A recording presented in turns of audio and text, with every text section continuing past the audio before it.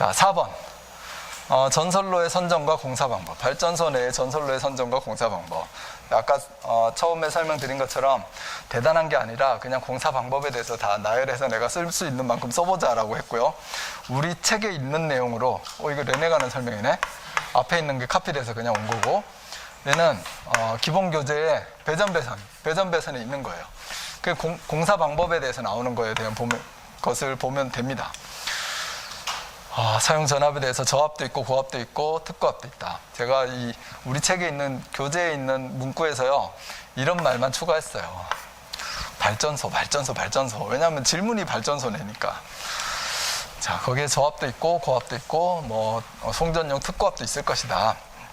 그래, 대표적인 시공 방식, 배관 배선 방식, 트레이, 버스덕트 있는데, 배관 배선은 어디에? 발전소 구내에 사용 부하에다가, 동력에, 밸브에 이런 데다가, 또는 조명에, 발전소에 조명 있을 거 아닙니까? 그 다음에 케이블 트레이는 거기에 대용량 간선들이 있을 거잖아요. 손해 부하에 공급하기 위해서. 그 다음에 버스덕트 방식, 변압기 2차 측, 뭐 이런 데 가면은 버스덕트로 대전류를 해야지 되는 게 있고요. 특히 발전소에는 뭐가 있냐면, 우리나라의 원자력 발전소, 대규모의 어떤 화력 발전소 이런 데 가면은 발전소에서 이 발전소 용량이, 발전기의 용량이 엄청 크잖아요. 용량이 크고 이걸 또 승합을 해서 전송을 해야 됩니다.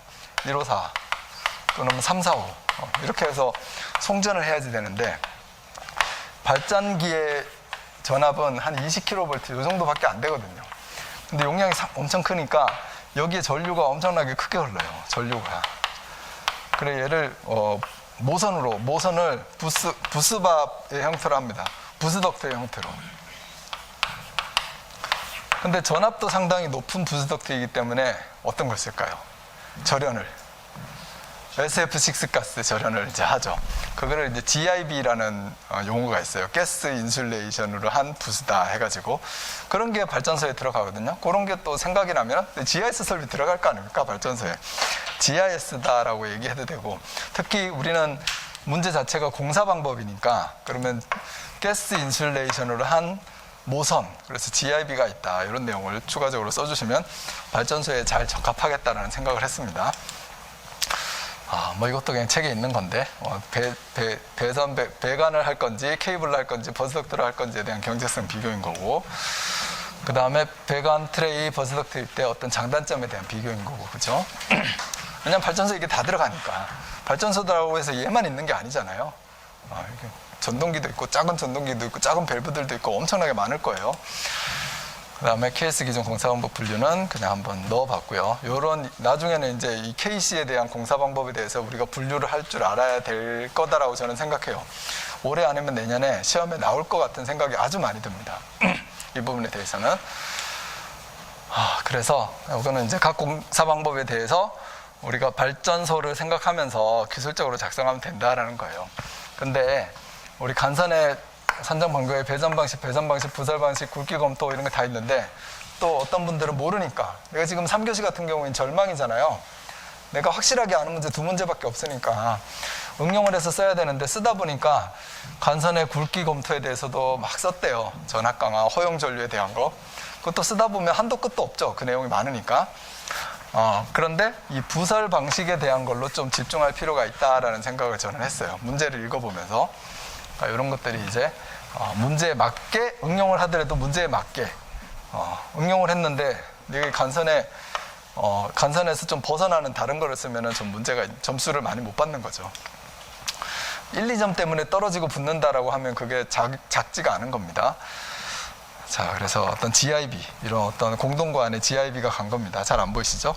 그 다음에 공동관에 케이블로, 대용량 케이블로 설치한 방식인 거고, GIB 절연 모선이 이렇게 생겼어요. 그래서 이런 관 안에 전기 전압을 걸어주는 이렇게 전류가 흐르는 모선이 있고, 그거를 이렇게, 여기 뭘까요? 비치지 한 게 절연 스페이스, 그죠? 요거 우리 GIS의 절연 진단에 대해서 공부를 할 때 절연 스페이스 쪽에서 어떤 절연 파괴를 감지하는 센서 이런 거 설치하잖아요. 네, 그런 부분들입니다. 그 다음에 이거 조립해야 되니까 여기 연결하는 그런 부분. 네. 튤립 접속부라고 되어 있네요. 그런 게 있습니다. 그 다음에 케이블로 할 때는 이런 케이블들을 설치를 하는 거고, 자, 이 정도의 기본에 입각해서 한번 써보시면 좋을 것 같고요. 그래서 저도 답을 장황하게 쓰지 않았어요. 자, 그리고 폭발의 위험 장소. 이거는 선택을 사실은 못하죠. 근데 또 정말 내가 이걸 또 선택할 수밖에 없다. 나 한 개밖에 모르는데, 0종, 1종, 2종밖에 모르는데 이걸 선택할 수밖에 없다라고 하면 나머지는 0종, 1종, 2종에 대해서 아는 대로 다 쓰시고 나머지는 어떻게 해야 될까요? 내가 쓸 수밖에 없다라고 하면 나머지를 안 써야 될까요? 응용에 입각해서 한 줄이라도 써야 될까요? 한 줄이라도 써야 됩니다. 목차를 달아가지고 2번 해가지고 누출 등급해서 연속 누출, 1차 누출, 2차 누출. 연속 누출은 계속 누출되는 거. 1차 누출, 2차 누출은 모르겠다. 근데 모르겠다 쓰지 마시고 그냥 이 폭발 위험성이 있는 기름이나 가스 이런 것들이 누출되는 등급을 말한다. 그냥 이렇게 하면 되죠. 계구부의 종류. 누출이 되는 통로의 계구부의 어떤 형태에 대한 종류를 말한다. 그냥 이렇게 써야지. 모르니까.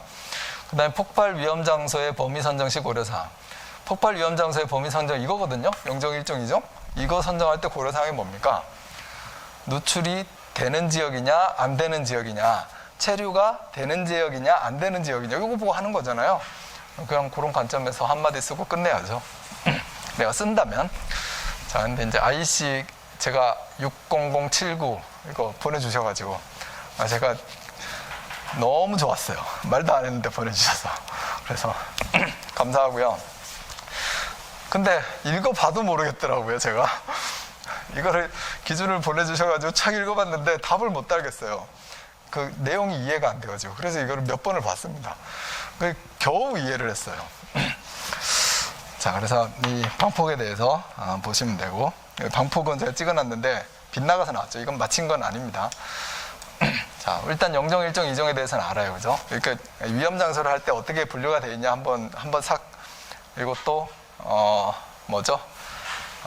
우리 교양 과목으로 보듯이 한번 살짝 보고 가겠습니다. 폭발성 분위기가 연속적으로 장시간 생성되는 장소 어디예요? 탱크 안, 유류 탱크 안, 가스 탱크 안, 그죠? 그 다음에 일정 폭발성 분위기가 주기적으로 때때로 생성될 우려가 있는 장소, 내가 뽑아내는 곳, 밸브 이런 곳, 그 다음에 또는 폭발 방지용으로 이렇게 분출 뭐 이런 식으로 만들어 놓은 것, 그런 것에는 일종 장소인 거죠. 이종 장소는 문제가 생겼을 때 그걸로 누출이 돼가지고 폭발성 가스가 있는 장소, 그런 거 이종 장소입니다. 그 다음에 폭발 비위험 장소는 폭발하지 않는 장소인 거죠. 위험하지 않은 장소. 그래서 이렇게 우리 그림 그려가지고 설명을 했었습니다. 탱크 안에 0종, 그 다음에 탱크를 감싸고 있는 곳 중에서 어떤 계구부, 그것도 일종인 거고, 계구부가 아니어도 또는 이렇게 밸브가 있다라고 하면 밸브가 아니어도 이런 데서는 누출이 될 수가 있잖아요. 누출이 돼가지고 이렇게 체류할 수 있는 공간, 그런 데는 이제 일종이 되는 겁니다. 그 다음 그 가까운 곳, 그 다음에 2종은 조금 멀리 떨어져 있지만 체류할 수 있는 곳. 자, 2종을 생각할 때, 범위 선정을 할 때 여기서 내가 어떤 뭐라고 할까, LNG 가스는 이렇게 무겁다면서요. 뭐가 아래로 내려오죠. 그러면 이런 데가 2종이 되겠죠. 누출이 돼가지고 잘못해서 이런 데 좀 멀리 떨어져 있지만 아래쪽. 그 다음에 위로 뜨는 가스, LPG 가스가 위로 뜹니까? 그래요? 반대요? LPG는 내려오고 LNG는 올라간다? 이거 큰일 날 뻔했네. 반대로 알고 있었네요. 역시 우리 소방기술사는 대단하십니다. 여기 LNG가 위로 올라가니까 그럼 이 위에가 이런 위험 장소가 되겠네요. 막혀있는 공간이라고 하면 그런 것들을 이제 구분되어 있다는 겁니다. 자, 그래 누출 등급에서 연속과 1차와 2차가 있다. 연속되는 거는 계속 누출이 된대. 안 좋은 데죠. 2차와 그럼 3차가 있다면 좀 막아놓은 거겠죠. 누출이 잘 안 되게. 그런 범위로 등급이 매겨져 있고요. 그 다음에 계구부의 종류. 뭔가 누출된 가스가 나갈 수 있는 그런 통로, 또는 누출이 될 수 있는 그런 계구부인데 A, B, C, D가 있어요. 그래서 A형이 누출이 잘 되는 그런 거고요. B, C, D형으로 갈수록 좀 잘 막혀 있는 겁니다. 그런 계구부, 그런 형태에 대해서 나와 있는 거고. 그럼 누출 등급에 대한 계구부의 영향. 자, 계구부의 형태가 A, B, C, D. A가 누출이 잘 되는 거고 D가 누출이 잘 안 되는 거고, 그렇게 되어 있는데, 그러니까 영종 장소에서 D형 계구부로 하면 어떻다? 판단을 누출이 없다라고 판단할 수도 있다라는 거예요. 그리고 영종 장소에서 A형 계구 보면은 이게 누출이 잘 되는 거잖아요. 이런 데는 연속적으로 누출이 되고 있다. 이런 걸 이렇게 판단을 한다는 거죠. 그 의미를 아시겠죠? 여기 지금 다른 의미. 일종 장소에서 A형 계구 보면은 얘는 1차 누출 그런 상태가 되는 거죠. 연속 누출 상태가 되는 게 아니라 이런 거를 판단하기 위해서 두 개를 조합해서 가는 겁니다. 네, 폭발 위험 장소. 폭발 위험 장소의 범위 선정. 이게 반경 몇 메타 막 이런 범위 선정인데 의외로 제가 처음에 생각했던 것보다 반대적인 개념이 있더라고요. 이게 이 고속으로 탁 뿜어 나갈 수 있는 막 방출이 되는 그런 곳이 여기 가로가 예를 들어서 이게 누출 특성인 거고 오른쪽이 거리예요. 이 폭발 위험 장소를 선정하는 범위. 근데 무거운 가스 이런 게 같이 누출이 되더라도 무거운 가스가 폭발 위험 장소의 범위가 훨씬 더 넓어요. 그리고 이렇게 막 방출되는 가스는 훨씬 더 좁아요. 그래서 처음에는 이해가 잘 안 돼. 이거 내가 잘못 읽었나? 이러면서 막 읽었는데 나중에 생각하다 보니까 이게 맞다라고 생각하면서 저를 바꿔야 되잖아요. 내가 맞다라고 생각하고 네가 틀렸어 이렇게 보면 안 되고 기준이 분명히 맞을 것이고 내 생각을 바꿔보는 거죠.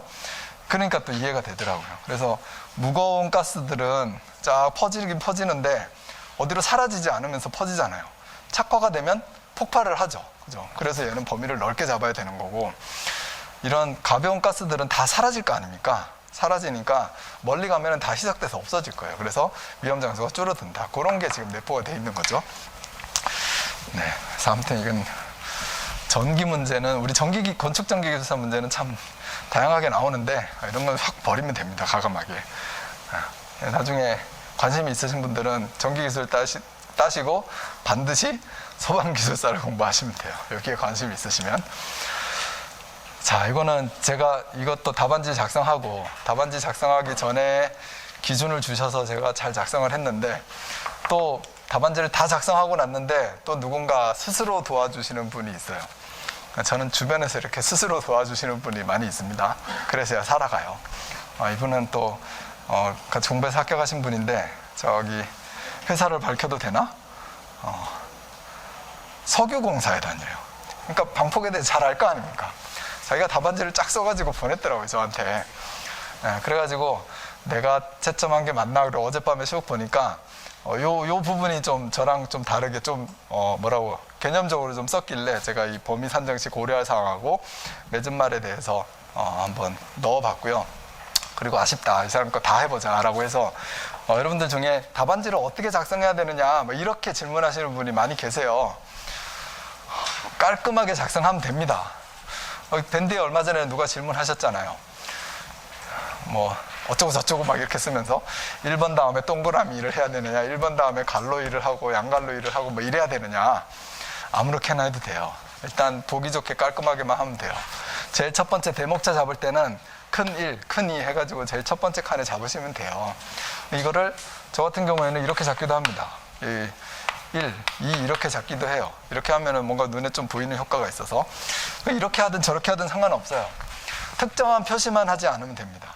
특정한 표시다라는 게 여기 매번 쭉 가면서 1번 항목에만 뭐 이렇게 다이아몬드로 쫙 표시를 해나갔다. 1번 항목에만.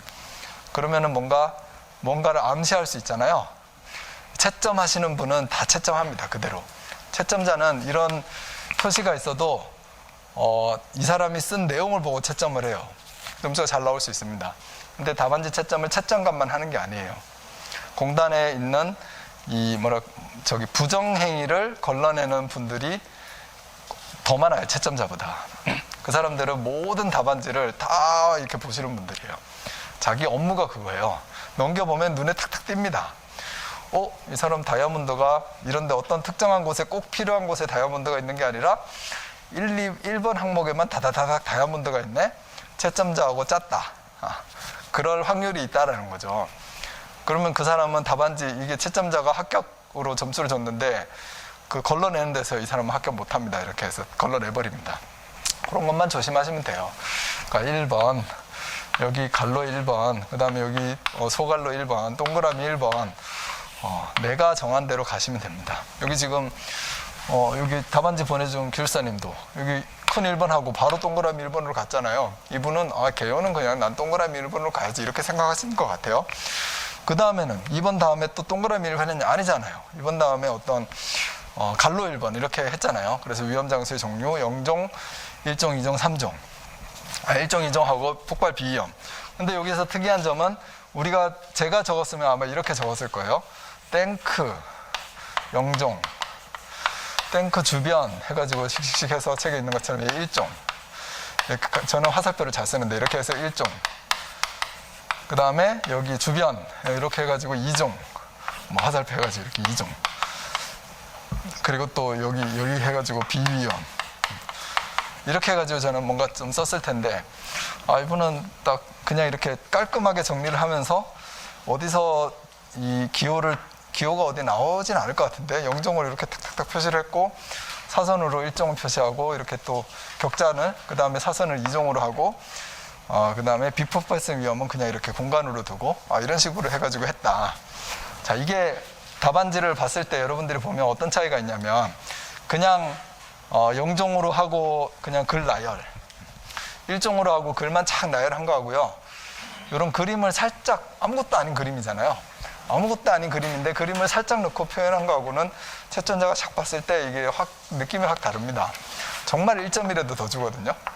그런 거를 한번 답안지를 작성할 때 생각하면 좋겠다라는 생각이 들어서 제가 한번 예를 들어서 띄워본 거고 또 2줄 쓰고 뭐 2줄밖에 못 쓰거나 그래야 되는데 이렇게 조금 더 칸을 또 띄울 수 있는 방법도 되고요. 또 이렇게 빈 공간이 좀 있어도 그림이 있으면 좀 꽉 차 보이는 그런 효과도 분명히 있습니다. 그리고 이렇게 줄줄줄줄 나열해서 쓰시면 안 돼요. 이렇게 딱딱딱 정리해서 쓰셔야 됩니다. 그리고 페이지가 한 10페이지 이상은 나와야 되거든요. 답안지 쓸 때 10페이지 이상은 나와야 되는데 여러분들 필체를 막 쓰실 때 이렇게 조금 약간 여러분들 필체가 이렇게 좁다, 내 필체가. 그렇게 생각하시면 의도적으로 지금부터 필체를 좀 바꾸셔야 돼요. 이렇게 넓게 가는 필체로. 그게 훨씬 더 가독성이 좋습니다. 그리고 내 필체가 안 좋다라고 하시는 분들은 이분도 아마 한 글자 한 글자 띄워가지고 붙여놓으면 필체가 좋다라고 안 볼 수도 있어요. 근데 전체적으로 나쁘지 않잖아요. 그런 거를 제가 분석을 한번 해봤어요. 저도 악필이어서 제가 분석을 해봤는데 내가 왜 악필이냐. 첫 번째 포인트. 여기를 잘 안 띄워요, 제가. 단어하고 단어 사이를 제가 조금만 띄웁니다. 그럼 막 여기다 써놓으면 엄청 악필로 보여요. 근데 이 단어하고 단어 사이를 좀 시원하게 띄워주면 이게 악필로 안 보입니다. 똑같은 글씨도. 두 번째 포인트는 자음을 좀 크게 쓰는 것. 이렇게 분위기 처음에 시작하는 자음을 작게 쓰시는 분이 다 악필이에요. 자음을 크게 쓰면 잘 보입니다. 글씨가 막 흘러가도. 그 정도 보시면 돼요. 그리고 이렇게 세로로 내리는 거 잘 내리시면 좋은데 세로로 내리는 게 받침이 있는데도 많이 내리는 분은 다 악필이에요. 여기 정상 작동이잖아요. 이렇게 예를 들어서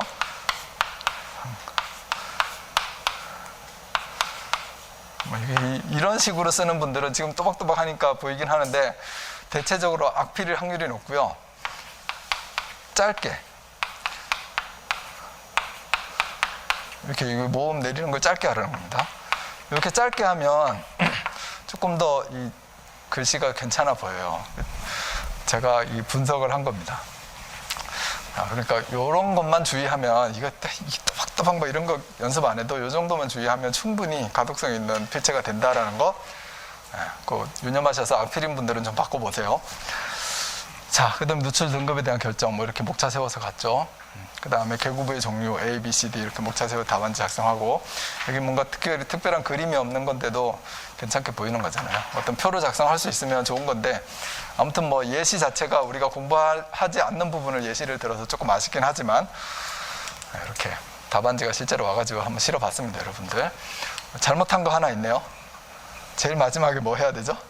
끝! 여기다가 한 문제 쓰고 나면 항상 끝 달아야 됩니다. 그죠? 한 줄 띄워서 해도 되는데 남으면 이렇게 위에다가 끝 써주시고 그 다음에 2칸 넘어가서 다음번 써야 되거든요. 근데 하여튼 뭐 그렇게 해석하면 돼요. 마지막에는 제일 마지막에는 이하 여백 쓰는 거 네 문제 쓴 다음에는 그런 것들만 여러분들 시험장 가서 주의하시면 되고, 여기 이분도 여기 지금 요게 아마 마지막 페이지일 거예요. 그 중간 페이지일 거예요. 시험장에 가서도 이런 것 때문에도 고민하시는 분 있어요. 내가 4번에 대해서 쭉 썼는데 그 다음 5번 아닙니까?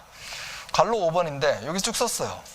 내가 여기다가 갈로 5번을 쓰고 제목만 쓰고 다음 장에다가 내용을 쓸 것이냐, 아니면 그러면 안 깔끔해 보이는데 다음 장 그냥 가서 쓸 것이냐. 정답이 뭘까요? 아무렇게나 해도 됩니다. 채점자는 그런 거에 연연하지 않아요.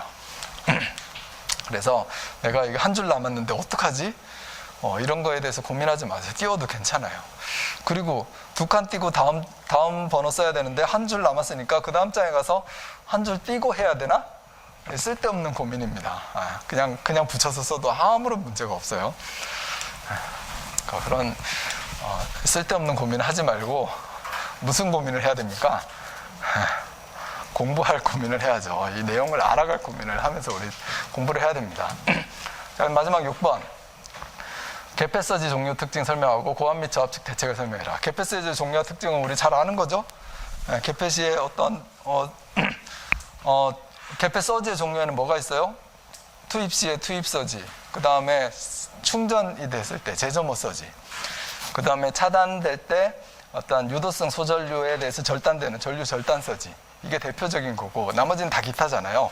유발 재단이다라든지 뭐 반복 재발호라든지 뭐 달로기 개폐서지나 이런 거 다 나머지 기타예요. 그죠? 그러니까 중요한 걸 제대로 설명하고 나머지 기타로 쭉 넣으시면 되고, 여기서는 우리가 평상시에 보지 않던 어떤 유형이다라고 하면 고압 및 저압 측의 대책을 설명하시오. 개폐서지의 대책은 많은데 고압하고 저압으로 나눠가지고 대책을 한번 설명해보라 라는 거 아닙니까? 그러면 어떤 고압 측에서는 어떠한 서지에 대한 대책을 세워야 되는지, 그다음 저압 측으로 가면은 또 어떻게 해야 되는지, 요거에 대해서 목차를 일단은 달아가지고 설명하면 되는 거죠. 제가 어떻게 써놨나 기억이 갑자기 안 나네요. 자, 개폐서지는 이렇게 공부해야 될 건데 제가 안 찍었어요. 그죠? 유일하게 공부를 해야 되는 문제인데 제가 21년도 대비로 안 찍은 게 유일하게 나왔습니다. 어떻게 보면 이례적인 상황인데, 지난번에 나왔었거든요. 개폐서지가 바로 전회 차에. 그래서 이렇게 바로 전회 차에 나온 건데 이게 또 나올까 제가 고민을 하다가 뺐어요. 그런데 나왔어요. 이럴 수도 있다 라는 거를 보여주는 항목입니다. 그러니까 여기에 제가 노란 거 친 거, 그러니까 너무 찍어서 공부하려고 하지 말고 꼭 공부해야 되는 기본 사항은 어떻게 해야 된다? 공부를 항상 해야 된다라는 겁니다. 지난번에 나왔다고 그걸 버리면 후회합니다. 그리고 다 공부해두면 절연하고도 관련이 돼 있죠. 절연에 대해서 문제 많이 나왔잖아요. 공부를 해두는 거죠. 자, 개폐서지의 종류 여기 있습니다. 투입서지 몇 배? 최대 2배가 발생하는 것. 어떤 점에서 발생을 해요? 변이점에서. 투입을 땅 했다고 그 쫙 진행하면서 변이점에서 딱 반사가 되니까 2배가 뛸 수 있는 거잖아요. 그렇게 해서 반사파, 투가파에 대한 식 적으면서 설명하면 되는 거고, 그게 포인트고. 제점호서지. 제점호서지에는 충전되어 있는 선로, 충전 전류를 차단할 때 내가 분명히 딱 끊어졌는데 2분의 1 사이클 후에 회복 전압이 발생을 한다. 거기에 대해서 못 견디면 제점호가 된다. 이게 제점호서지 아닙니까? 충전이 되기 때문에 회복 전압이 2배가 되는 거죠. 그렇지 않으면 안 될 텐데. 자, 그게 제점호서지인 거고, 그 다음에 중요한 거 전류 절단서지. 이게 땅 강제로 차단하면서 발생하는 서지. 그림을 원래 이 땅 전류 0점에서 차단이 돼야 되는데 강제로 여기서 땅 차단되니까 dt분의 di가 마이너스 L dt분의 di가 발생을 이만큼 서지 전압이 발생한다. 그게 어떤 전류 절단 서지다라는 거죠. 요거에 대해서 잘 설명하시면 되는 겁니다. 투입 서지 그림 그리고 내용 적고 수식도 관련돼서 해주고, 그 다음에 제점호 서지 그림 그리고 충전 전류 충전이 되어 있을 상황에서 차단할 때 발생하는 것이다. 내용에 대해서 상세하게 적어주시고, 그 다음에 달로기 개폐 서지는 이게 개폐 속도가 너무 느리니까 발생하는 서지인데 이거는 그냥 기타 상황입니다. 그 다음에 유도성 소전류 차단 서지, 이거는 전류를 절단할 때 발생하는 서지인데 전류 절단 서지가 있고, 뭐 어떤 차단이 되면 여기 고주파가 발생할 수 있는데 고주파 때문에 전류 영점이 강제로 만들어지는 반복 재발호, 이것도 중요하지 않아요. 여기가 중요합니다. 그다음에 유발재단 이런 게 있다 공부하시면 되는 거고요. 고압 및 저압 측에서의 어떤 서지 대책 제가 책에 있는 걸 가지고 했는데 고압하고 저압을 분리를 하지 않았어요. 그러니까 고압에서 저압에서 꼭 굳이 이걸 분리를 할 필요가 있나? 근데 목차로는 써줘야 되거든요. 고압 및 저압 측의 어떤 서지 대책 제가 이렇게 좀 답을 잘해놨고, 그러면 서지 대책으로는 일단 절연 기기는 견딘다. 이 절연에 대해서 나오는 거잖아요. 혹시 못 견디는 기기가 있으면 SA를 달아줘야 된다. 개폐서지니까. 근데 고압이 몰드 변압기 1차 V12에서 SA를 달아야 되니까 유도 전동기 1차가 V12일 때 SA를 달아주는 거. 그거 어떻게 보면 고압 측에 대한 대책이죠. 그 다음에 저압 측으로 가면은 뭐를 또 설치해요? SPD를 설치하는 거죠. 특히 어떤 저압에서 어떤 기기가, 전력기기는 대부분 SPD 설치 안 해도 웬만큼 좀 견딜걸요? 어떤 개폐서지나 이런 거에 대해서는. 근데 뭐가 못 견뎌요? 통신기기, 그러니까 절연이 아주 약한 기기. 거기에는 우리 IC6230에 보면은 SPD를 협조대에서 설치하라고 나와 있잖아요. 그런 내용을 좀 적어주면 되겠죠. 자, 그렇게 해서 해주시면 됩니다. 제점호 대책, 이제 서지의 대책으로는 제점호 서지에 대한 대책, 빠르게 차단해가지고 제점호가 발생하지 않게 한다. 충전 용량이 큰 차단기를 설치를 한다. 충전 용량이 아니라 차단 용량이. 그 다음에 서지 억제 기구를 사용을 한다. SA나 LA나 SA를 사용하는데 고압 측에는 이렇게 서지 업수기 설치하는 거, 그 다음에 저압 측에 SPD 설치하는 거, 이렇게 구분을 좀 해봤고요. 그 다음에 개방 서지 방지 대책, 차단되는 개방 서지 방지 대책에서 여기 제점호 서지 이런 것들이 발생할 수 있으니까 어떤 C가 충전되지 않는 회로를 만든다. 여기 책에 나와 있는 거잖아요. 그런 거에 입각해서 제가 답안지를 작성을 해봤습니다. 네, 이렇게 해서 3교시, 어려운 3교시가 이렇게 마무리가 됩니다.